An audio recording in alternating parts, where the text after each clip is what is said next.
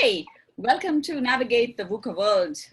Today at our Global Cafe, we have a very special guest with us. As usual, I forgot to introduce myself, so let me start. I'm Sarika Karbanda, your host for the show. I'm a change agent and hacker by profession, and I do a lot of coaching, facilitations, and trainings. But this show is not about me, it's about our special guest today. So let's get on to our special guest. We have Marko van Gaans. Have I pronounced it correctly? Close enough. Okay. How will you pronounce it otherwise? Well, Marko was correct, and then Van Gaans. Van Gaans. Yeah, okay. We have the g at the beginning. Of course. It's impossible for everybody. Don't worry about it. Okay. But then we have Marko with us. I'll stick with just Marko. That'll keep me safer. I'm going to do a short introduction for you, Marko, and I think I'm not going to do justice to that introduction. So I'd love for you to jump in and add more. And of course, I have questions because I find your introduction really fascinating. I see Marko is a philosopher in residence at the, how do you pronounce it? Wu Institute? No. Wu. Yeah. Wu Institute. And I understand Marko is also an ontological expert. And before I go on to any other part of the introduction, I think it would be really important, Marko, for us, for our viewers also to understand what does it mean to be an ontological expert? What is ontology? Ontology is the study of being. And so when I was studying philosophy, I focused on that part of philosophy, the ontology. And when I got into leadership and management, I figured that the most interesting part to look at is how leaders and managers actually just be who they should be rather than the dreadful micromanager telling you what to do all the time. Because if you are the leader or you are the manager, people follow automatically. That was basically where my interest came from. And so when I have to give myself a fancy name, I figured that ontological leadership expert was a good one. Right, and that's where, again, the topic that we talk about, because you are also a Management 3.0 facilitator, and that's where I think the whole being of the leadership comes in, and you believe that everybody can be a leader and everyone should live the leadership piece every day, not just, yes. Yeah, cool. Mm-hmm. Would you like to add something more to your introduction? I'll give you a little of a background then. So I'm originally from Holland, hence the unpronounceable name with the g sound. But that's a long time ago. I used to be in Holland. When I was in Holland, I was an army instructor for 8 years. And then when that ended, I worked for an airline for a bit. And then when that ended, I moved to Asia, specifically to Laos. And I've been here for 18 years.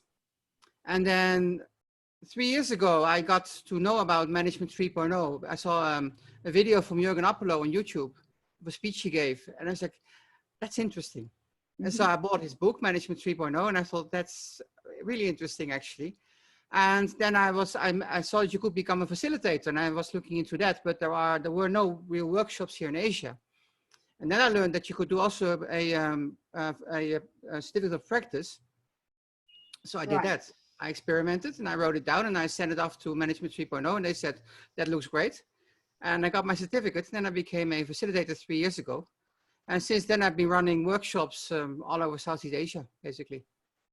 And until the beginning of this year, I was enjoying it very much. And then last January was my last one in Bangkok and then it all came to a horrible halt. So I can totally echo that. It's the horrible halt in, Well, and then because I had nothing to do, one of the questions was I often get asked in my workshop is about case studies. And I figured, well, I've got a lot of information and that's why I wrote the book we're talking about today, because I had nothing better to do. Well, I think that was probably one of the best things that came out of it, right? So why don't we... It's been a useful waste of time, yeah. Yeah, and I resonate and echo the fact that, people do ask, so as I facilitate the Management 3.0 myself, there's a lot of questions. So how many organizations are doing Management 3.0 end to end? And then my question is, what does end to end mean, right? It's not like a framework. So the question is, are there case studies out in the market? Of course, we have a lot on the Management 3.0 website in terms of what people have done, implemented in the practices, but then when I read your book and then we connected, I thought that was a very exciting case study. But before that, how about we introduce your book, the In-Depth Management 3.0 case study, The Naked Espresso. Can we see a copy of the book? Yeah, the copy is in a mirror script, I'm afraid, is here. It's nice. Yeah, it's got it's the logo of a coffee shop, and then the cup of coffee which you can't see on the camera is the Facilitator Practice logo from Management 3.0. So as in you become a practitioner of Management 3.0, and it's like a latte art thing. So I thought that was quite nice, and it convinced Jürgen to write a foreword for my book as well. So. And I saw that, yes. Could you show the book up again? I'm just going to click a picture. That was quite cool. I have to get it. Okay. We see. Into focus. Got it. It keeps disappearing though. Cool. It must be the light breaking it up. Yeah, yeah, that's fine. We got it. Okay. So tell us, where did, of course, I know the context of, the why behind the book. And I understand, a lot of people asking, like you said, for case studies, etc. Diving right into the book, because when I started to read it, I think the most exciting piece is, why is it called what it's called? It's called, okay, the in-depth case study, and then it's called The Naked Espresso. So tell us something about, why do you call it that first to start with? The Naked Espresso part, or the in-depth study part? The Naked Espresso. We know what the in-depth case study is. And So Naked Espresso is the name of the coffee shop in the book. One reason for picking the word naked is that those books sell more. There's a statistic about that it sells 7% more of the word naked is in the title. And I thought it was a catchy title, and it's made a nice logo. So. And then was there an association with espresso and coffee? Well, for me personally, one of my first consultancy clients was a coffee shop. That was what it was based on. What I did not know, and what I learned from after writing the book, is that Jürgen Appello has a complete obsession with coffee. And so by accident, I picked something he was really interested in. That is, I like coffee as well. So it's basically a coincidence. But what I did think was that most like Management 3.0, like Scrum and Agile and all that stuff is all based around software development. And so I really wanted to pick something that is not software development, which is not tech. And then everybody knows coffee shops. Everybody goes to coffee shops. And so we can all, when you read about it, you can imagine the situation, I think, even if you have no specific background in the topic. So that was the main reason picking a coffee shop. Right. So maybe we just dive into then about this whole journey that you're sharing with us in the book, and that's completely around Management 3.0. And perhaps you can give us a little context, about why do you believe companies today should be, first of all, adopting Management 3.0, and why is this case study focused on Management 3.0 and not any other form of management? Well, as I said, when I learned about Management 3.0, I got really excited about it because it's the focus on the management as a group responsibility rather than the manager telling people what to do. And my personal long life trauma I have about managers is when I was in high school, I worked in a supermarket to stack the shelves. And so I had to put the soup cans on the shelf, and then you have to mirror the labels and everything. And so I would just like take a can and put it on the shelf, and then take a can and put it on the shelf. And then the manager came to me and says, it's wrong. I said, why? It's not rocket science. It's putting cans on the shelf. And he says, no, you have to do it like this. I said, yeah, but I'm left-handed. So I do it like this. And he said, well, but everybody else does it like this. So that's what you should do. I said, no. And then I quit. And so that trauma on micromanagement made me really focus it. So when I saw that, that managers should not tell people what to do, they should create the environment that people can actually do what they have to do. And that's what Management 3.0 focuses on. And that's how I got really interested in it. And all the tools and exercises that come with Management 3.0 allow managers to actually grow into that direction. Interesting. Oh, it's a very fascinating example that you give it here. I could never imagine, somebody would have a problem with a left hand or a right hand. Me neither. That's why I didn't last for long. But because when he confronted me, I was really confused. What do you mean it's wrong? It's Uh-huh. putting cans on a shelf. But well, Exactly. he was a supermarket night shift supervisor in his late 40s for a reason, right? I mean, it's Fair enough. that's So my thinking. yes, so the fact that now you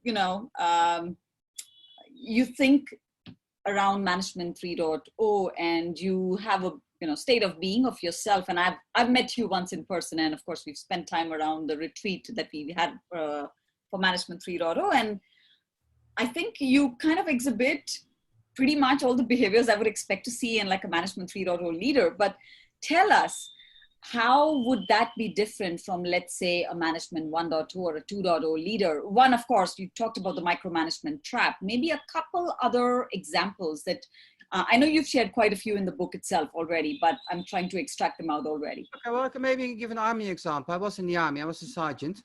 And so the army, of course, is like as 1.0 as you can get, of course. There's people who shout around orders and other people follow it without questioning. And that didn't work for me at all, I thought. And so my group, we had a task to do. We had to build mobile airports, which was not the most exciting thing. And it's 4 hours of very hard work and then 10 hours of doing nothing. Mm-hmm. And so what I used to do is everybody knows what they have to do. So I would just tell them, okay, this is where we go. You know what to do. Go. And then leave them alone. And then 4 hours later, there's an airport. And then officially, I should then go do like training with them or maintenance or something. What I would do is get them into my car and we drive to a village nearby and have a coffee or beer, depending on the time of day. And then by the time we have to go break down the airport again, go back. And at some point, my lieutenant came to me and says, okay, I don't know what you're doing. And I don't think that you should tell me what you're doing, but I think you should keep doing it. Because my group was very, very motivated because I let them do their work. I left them alone. And when we had time, we did some fun stuff. And so in a very 1.0 situation, there was a very 3.0 attitude, I think, that I had my soldiers, they know their work. So I trusted them to do their work. And as a result, I had the best functioning team. Brilliant. And so that's one. No, and this was in Netherlands, or where was this? Well, Netherlands Army, but we were operating in France. Okay. Okay. So My question would be, now that you've moved to Asia, do you see something with respect to culture that changes from a management 3.0 embracing point of view? yeah, we had a lot of trouble getting it started here, especially in Hong Kong, because they love hierarchies and they love their job titles and they love being important. So to tell them, no, so we want to get rid of like managers and hierarchies, that no. That's their whole worth. You know, in Hong Kong, like your title decides what elevator you take, what toilet you can use, where you sit for lunch. So to take that away, that's no go. And so this place said, no, we don't get rid of the managers. We want that the managers will like become part of the team, and as a whole team, you manage everything that you do. And as the manager, you're still responsible, and you still have to train your people, but you have to give them the trust that they can do what they're being trained for.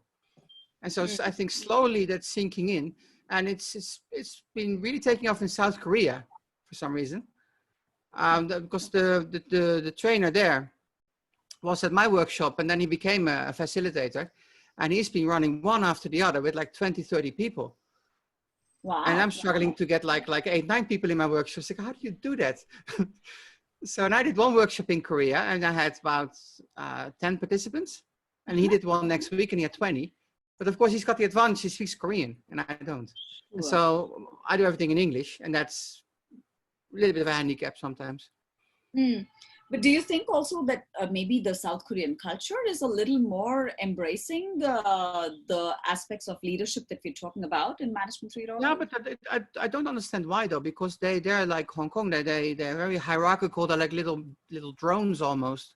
True. Right? They from school on, they get drilled that you do what you're being told, and so maybe it's a reaction against that this whole generation has grown up as being you do what you're being told, and they say, oh, there's another way. So that could be it. Right. Because the ones that had at my workshop were all in their like late 20s, early 30s. So it could be a generational thing. I don't know. Right. I would probably resonate with that because I'm trying to see those aspects also. I'm starting to see those aspects already in the cultures I'm working with. So a lot in India, but also a little in Singapore. So I don't know, because I know you also have been training there. So probably something similar, because still being a part of Asia, there's a lot of hierarchy, titles, etc., still stand out large, and that And gap.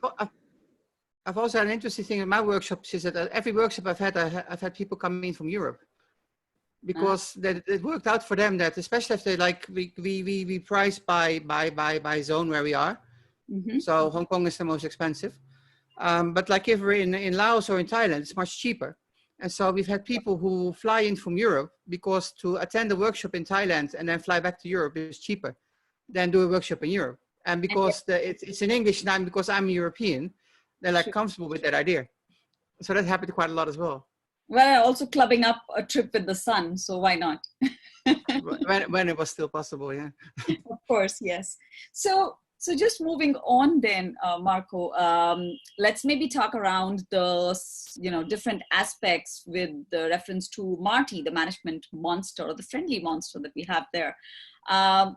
I know you talk about, again, the similar aspects. Maybe you want to just introduce the different aspects around Marty first, and then we dive into a couple which, your case study also talks about.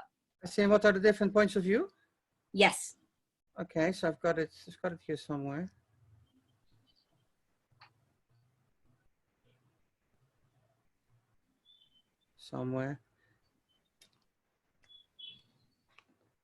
Well, I know them, okay. It's so the 6 points of view from the management monster, I think it's called, yeah, which Jürgen Appler created just to have something to put those names on, right? So you have the energized people, so to make sure that people have the motivation to do the work that they've been hired for. Then in my workshop, I changed the order around of what the original was, so I follow my own order. And I want to ask you why. Does that, is that relevant? Because the workshop goes from energized people to the one with delegation. Empower teams, yes. Empower teams. And my logic was, well, before you start delegating things, you want to make sure they've been trained well. And so I put the develop competence, I think. Yeah, I do need the names though. So develop competence. I put that as the second one, because I figure that's more important. That you want to have them motivated. Then you make sure that they can do what they have to do, and then I go to growth structure, which in my book is a very theoretical part on how should the organization be organized to successfully implement management 3.0 practices. Right. And then I move to the empower teams, which is about building trust and delegating. Then we go to align constraints, which is the next point of view. And that is about, if you delegate things, you want to make sure it happens the right way and you don't get chaos. So you need to set the right boundaries. So we focus on that. And then it ends with the view number 6, which is improve everything. Is then once you've done all the first steps, it's a continuous circle. It never stops. Right. So then you start looking at motivation again and see, okay, how can I motivate them better? And what more training do you need? So it keeps circling around. There is no end to it. And as you said before, it's not a framework. You just copy paste. You have to, it's a process. So every time you do something new, you learn something new, you have to adjust to what you've just learned. So true. No, and I love the fact that you had developed competence before everything else. And I was like, there has to be a reason, right? So as I kept reading through, I was like, oh, that's interesting, because now that can serve as a prerequisite for everything else, is because it's immediately after energizing people. And the quote from that chapter is what I wrote, because I really liked what you wrote. Completely makes sense. And that's by Bruce Lee that you quote out there. I fear not the man who has practiced 10,000 kicks once, but I fear the man who has practiced one kick 10,000 times. Beautifully said. It's really nice. And that gets me to the question that, we talk so much in organizations about teams and individuals wanting to develop competence. And why is it so difficult for people to bring, or for organizations to bring their teams and people up to that level of competence before they can, start investing into other aspects of leadership? Because it's very hard to train people, and it's very hard to know what they need to be trained for. And from a manager perspective, it's very hard to, you've got your point of view on things, and that's not the same for the people that you're actually managing. And I'll maybe give an example of that. as a teacher, I had to observe other teachers. And then one day I was in the class and I was observing a new teacher, and I thought he was horrible. It's like, I don't understand why this man is hired. But then in his class, they really loved what he was doing. And so I went home really confused, like, well, but why? And then I realized that I thought he was horrible because he did things the way I would not do them myself. And he did things that I don't like, for example. But it doesn't mean it's wrong, right? And so for a manager to know what people need and how it needs to be done and what they want, especially what they want, is really hard. And that's why I keep the motivation part in the beginning. So first learn, what do people want, what do they care about, and what puts them off, and then develop them, and then you can start thinking about delegating. That's my Which logic. Is really right, and that's a very fair point, right? As management, we also need to understand, what do our people really want to learn. Now, how many teams, how many management people are actually doing that? And the question is, in the world that we live in today, which has got VUCA literally today that we live in, we've seen amount of uncertainty that we probably didn't see before ever. I mean, it is a volatile, uncertain, complex, and fully ambiguous world today. So why is it that, okay, we know the why. Let me put that to you as to how can organizations then change their approach to be able to understand their people, so that you learn first about their motivation. That goes right back to the beginning of the energized people. That is, I think, is a very powerful way to know what people care about. Also, I talk about the not so much. Yeah, also the personal maps, for example, that you get to know people beyond their CV, which I think is really important, because especially in the corporate world, people think in CVs, and CVs are, well, not true to begin with. They've all been adjusted and stuff and made look better.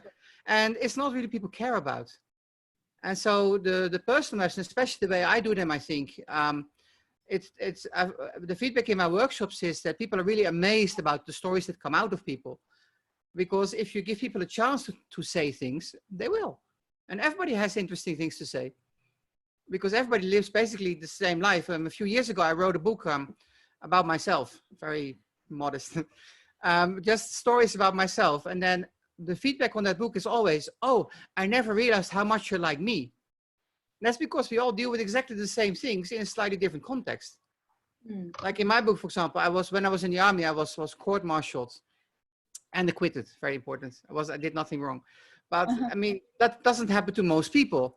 But to get in trouble with your boss happens to most people. And so when I describe my trouble about that, then people read into that and they say, yeah, I know that it happened to me. And so to get to know people through stories, I think is very important. Then the moving motivators, which I think is a very powerful tool to learn what people care about. And what fascinates me there is that most people don't know what they care about. So when they get introduced to the game of it, where they order the cards, they at first a bit confused, like I don't know, and it's the same. So no, just give it a try. And after some time, they really go, oh, I need to make a photo of this, because they never realized that that's what they cared about. I find that fascinating. And so to focus on those things first, to really get to know people, and as I said before, to really know what puts them off. That's much more important than what they like. People are happy to say what they like, but what puts them off, they don't really openly want to say normally. So to learn those things, and then you can make small tweaks, like we talk about in the book in the coffee shop. A few things about people. You can make very small tweaks that make them more comfortable in the work environment, and when they're more comfortable, they work better. And then instead of a downward circle, you've got an upward circle. True. It's like removing those tiny demotivators that you figure out about people and just plucking them out of the system. Very small things. Yeah. One example is I started a job somewhere at some point, done many things. And I walked in, and when I walked in, my desk was there, and on my desk there was a box with things that I needed, and my name was on it. And very small little effort, but you immediately feel welcome. And if that wasn't there, it doesn't mean that you don't feel welcome, but it's a tiny little difference that in the end has a huge impact, I think. And it costs nothing. It doesn't cost time. It doesn't cost money. So true. I think small things like that are very easy to do. Right. I mean, of course, we can continue, Marco, to talk about more and more practices. And your book, I think, is describing so many more practices than, and in action completely. And I was quite fascinated. I was like, oh, wow, this gives me a better idea for what I'm going to do actually at one organization just recently. And I was going to anyways, talk to you about That's that. the hope, of course, that people get inspired. That's exactly. And, it's the whole steal and tweak thing. So, okay, that gives me an idea. Maybe I can tweak it for my context and see if that works. And you never know what, spark might come out of that. And well, that goes back to experimenting as well, that you tweak it to see if it works. And if it doesn't work, well, then you try something different. Try something else. Exactly. So Yeah. I think the question that I would have back again for you is, there are so many practices, right? In Management 3.0, we're talking of personal maps. You just spoke about moving motivators. And then, of course, in developed competence, you've got the competence matrix. And then we go on and on and on. There are more than like 30 or so practices today. The question that, most people also start asking, and I did get one offline question before we started this show, asking that, okay, so if I just jump on all the practices, see how they are implemented, can I start implementing them right away? Do I not need a psychologically safe environment to do this? So what would you say to that? That depends, of course. Depends what situation you're in, right? And also it's literally situation dependent. Some things you could easily try, and some things may need more time. Like if you come from a very stiff hierarchical situation and you start focusing on all the motivation stuff that they're not used to, then there may be a lot of resistance, right? When you come to delegation, for example, that is, in my mind, that is all, it's 7 steps of trust you take. So there's a whole long process. You can't just say, okay, and now we're going to delegate because we want to make it a whole team thing and we're all responsible. That doesn't work. Sure. Everybody starts at level 1 where you're being told what to do and how to do it. And over time you grow as a team. And at some point you can be left alone, ideally. And for some things you can never be left alone because it's just not ready for that. So I think everything that I described, you can implement, but how, that will depend on the situation. True. It's really your context, and you need to see what works in your context and how far can you take a particular practice to implement. And I would also say that you want to basically run thought experiments with yourself first. Like, okay, what do I think? What would I do? Right. And then if you work out that you don't like it or you resent something, then you probably don't want to push it to other people. Sure. Right? That's one thing. So thinking things through is always a good idea. For sure. So before I ask you another question, I think since we are 30 minutes into the talk, I'm going to put a question out. And honestly, I didn't realize we were 30 minutes in. That was interesting. And then I just thought, okay, maybe I should just check the time. So let me ask, because we do have an audience here. Obviously, all of you are here for a reason, and the topic interests you. It's about Management 3.0. I know at least 1 or 2 of you have connected with me in the past, pinging me on Management 3.0. So it's a topic, of course, that interests you. Any questions that you would like to ask Marco? I think it's a good time now that we, put those questions out. I'm happy to keep conversing with him and bringing more out of the book one by one, but of course, I also want people to go buy the book, right? So I'm not going to discuss the whole book out here, but yeah, I'd be happy to talk more. Anyone who has a question, you're welcome to even type it or just unmute yourself and ask the question.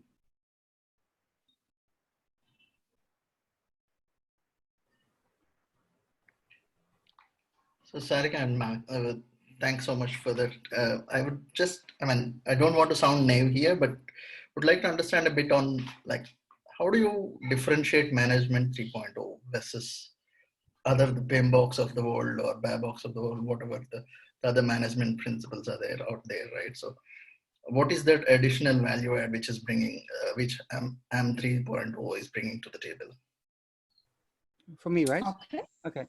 So Yes. what I think is that there are hundreds of frameworks that tell you how to do things, and they all have a function for what they've been created for.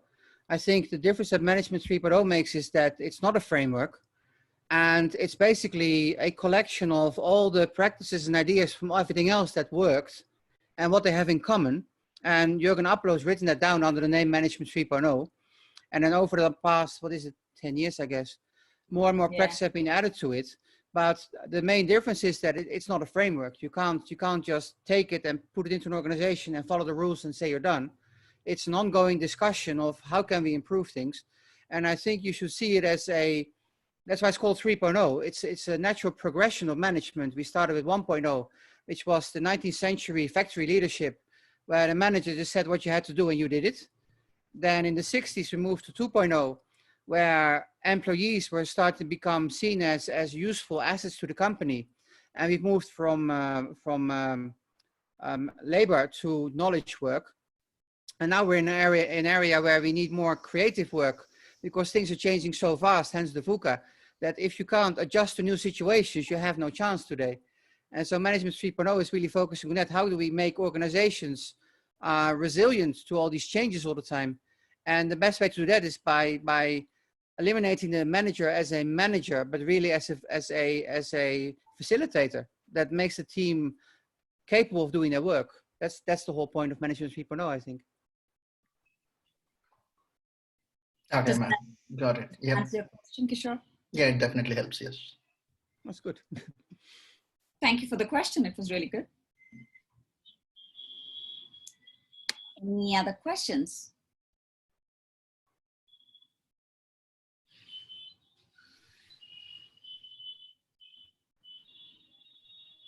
Okay, while you think of questions, I'm just going to continue the conversation. So people feel free to just ping me that you have a question, or if you think of something, just, throw the question out, and then, I can pause and I can get you to unmute yourself and ask the question, no problem. Diving further in, Marko, I think it's a good point for me to ask you a little bit about this. What should I call it? It's like a dry topic, right? Complexity thinking, and people are almost always questioning. Fascinating.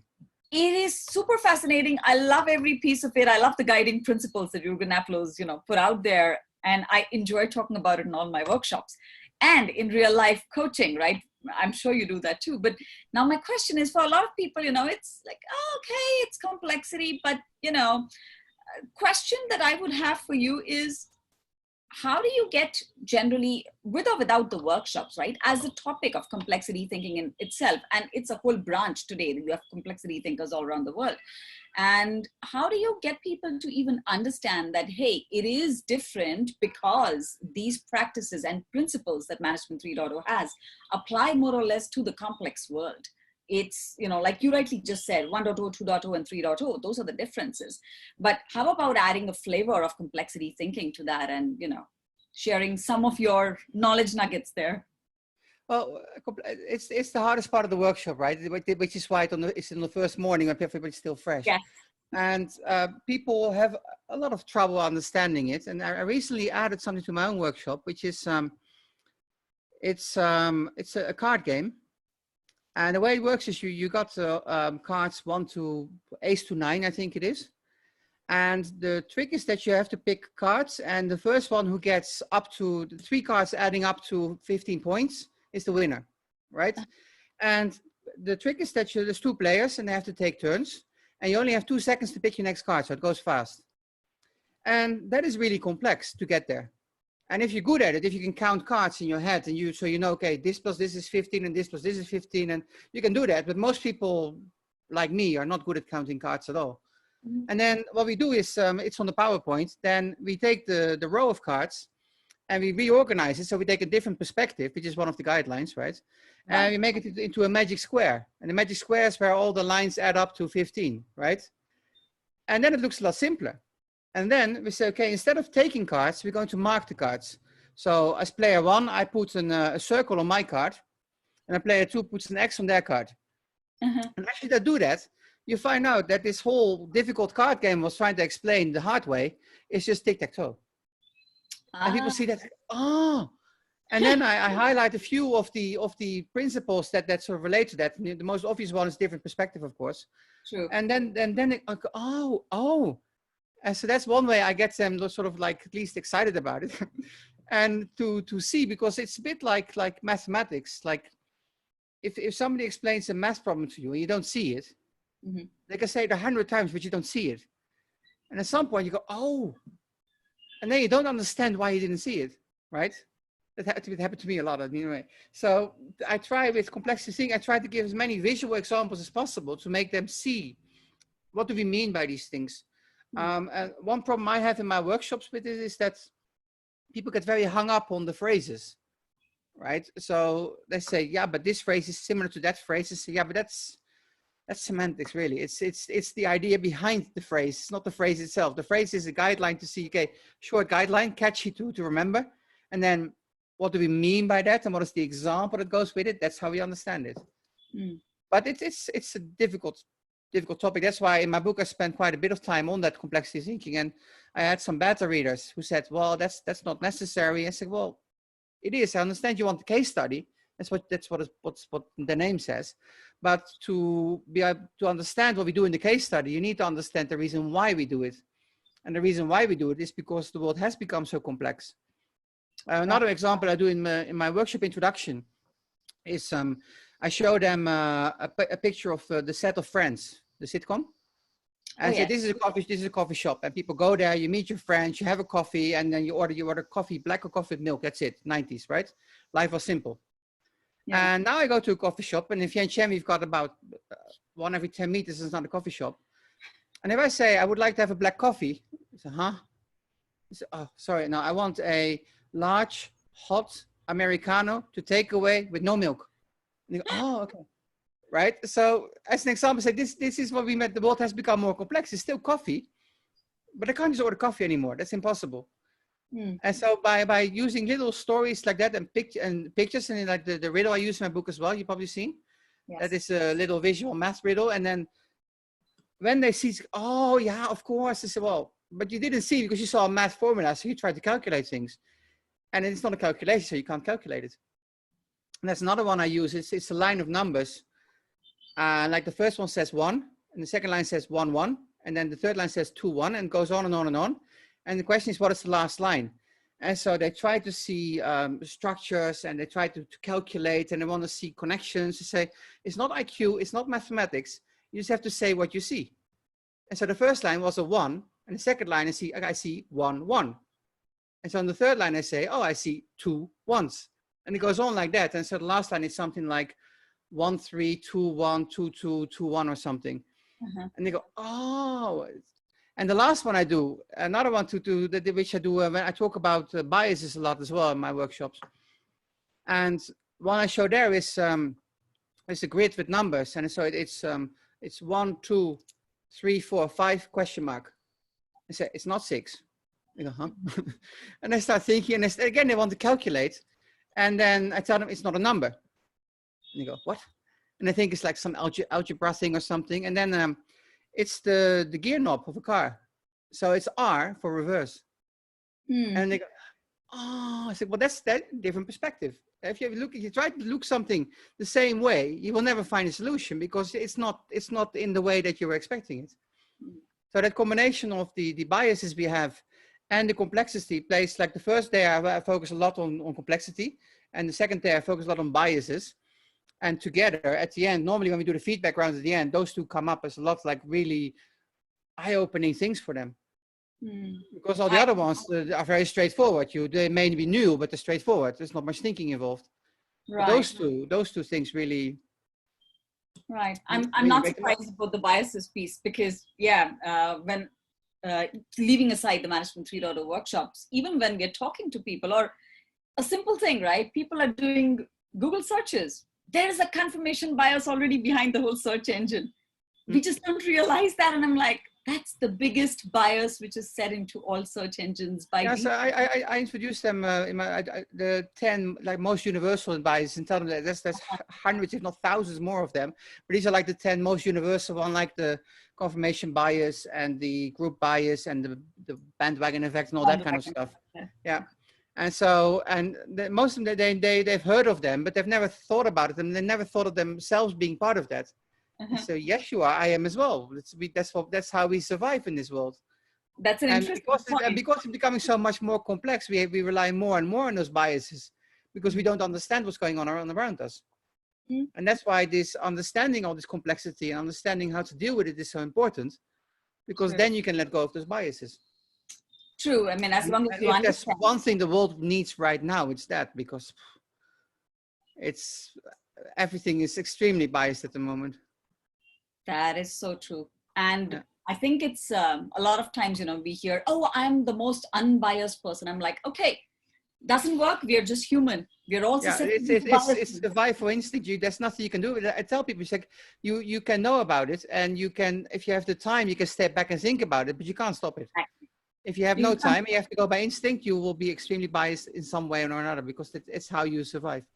True. It reminds me of a blog I wrote just on the biases piece, where I was talking to some leaders, and this whole thing came up, and exactly like what you said, right? No, we are not biased, right? I'm like, we all are. We're just human. And the title to my blog there is, we see things as we are and not as they are, because it's Well, us. that's what I said about the managers, right? That's that they find it hard to train people because they look at things from their perspective. True. And that's so it all links back together again. Yeah. So, Beautiful. which is the whole point of this whole thing, right? So that how to deal with that. Exactly. Now that's, I fully resonate with you there, but I'm going to pause. It's a beautiful conversation already. People, do we have more questions for Marko?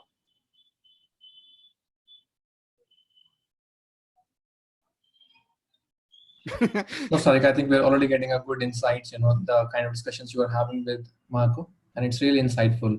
Even, it also gives me the question comes to my mind is, even I question, what I know as well. Maybe I know something X, but I question that X, that will that work all the time? No.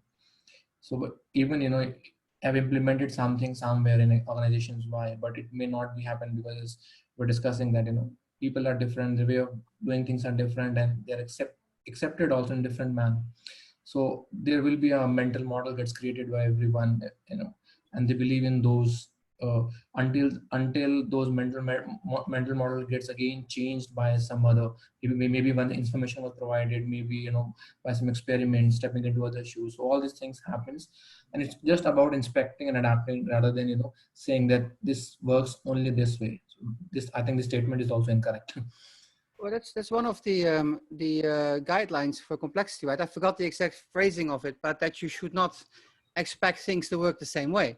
What worked once may not work again, and what worked for one person in one situation may not work for you in another situation.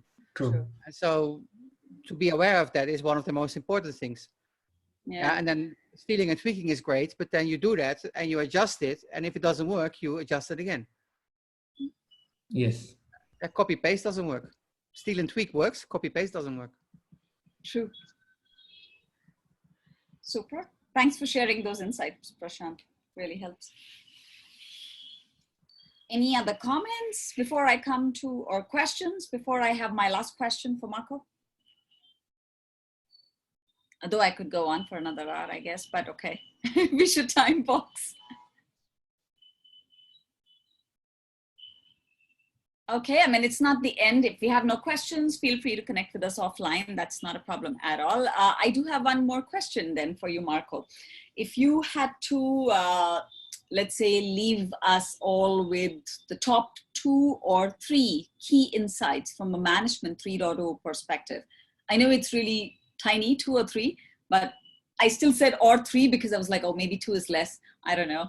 But maybe not more than 2 or 3 key insights or takeaways that anybody would anytime get from management 3.0. What would it be from your perspective? I know it's a difficult trick one. Yeah. So, well, okay, I would say one thing that you want to really focus on is that you train for trust, right? And then once you created a trust, you have to then trust. And that sort of comes together, that puts most modules together, basically, that you get people to, you get to know people. I think that's the most important part, actually, that the energize people. So get to know people, get to know them beyond their CV, then train them so you can trust them, because people come in with all kinds of skills. But I remember my first job that now you been at university and everything, and you think you know everything, and you go to your first job, and then the first thing they say is, okay, forget everything you learned. We'll tell you how it goes. So what? Right? And so that goes for everybody. And so then you need to train them in a way that you can trust them, because until you can trust them, you can't let go of your responsibilities. And so once you've trained them that way, you trusted them, so then you can start delegating them, and then just, well, leave them alone and let people do the work that they were hired for. And in my personal experience, as I told you from the army, is that if you trust people to do the work that they know what to do, and they have the tools to do, that's your job to make sure that they can do it, then they will do it. Because nobody benefits from not getting it done.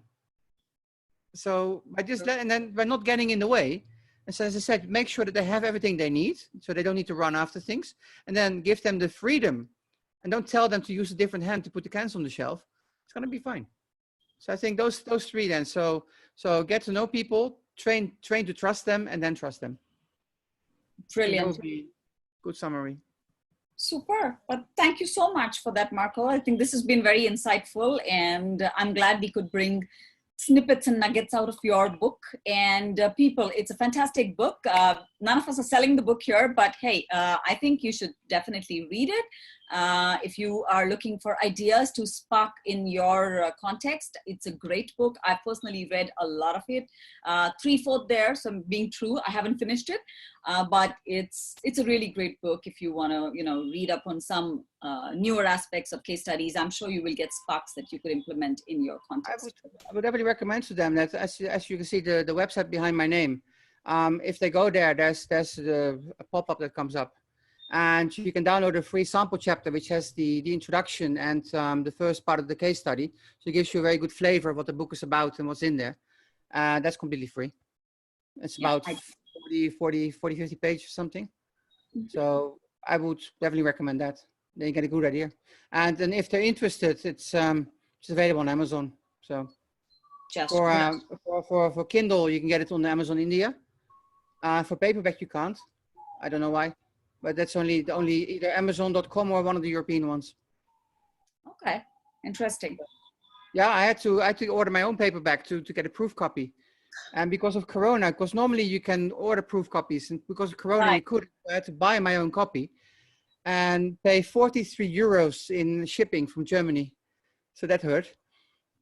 But I mean, I also have the Kindle version, of course, but I need a proper, real book. Definitely. So. But the Kindle version is on Amazon India, and the sample is for free on the website. So. Brilliant. Thank you again, Marko, and thank you all for participating, and thanks for the amazing questions. If we have anything else offline, feel free to reach out to me or Marko. We're both living human beings. We are not robots. We will respond. So yeah, do reach out. We're both on LinkedIn. Feel free to connect if you haven't already. And yeah. Thank you so much for the feedback. And we will see you in our next cafe. Thank you so much, Marko. Glad you could join us at the cafe. Okay, thank you. Have a good evening then. Thank you, Sarika. It was Thank really good. you.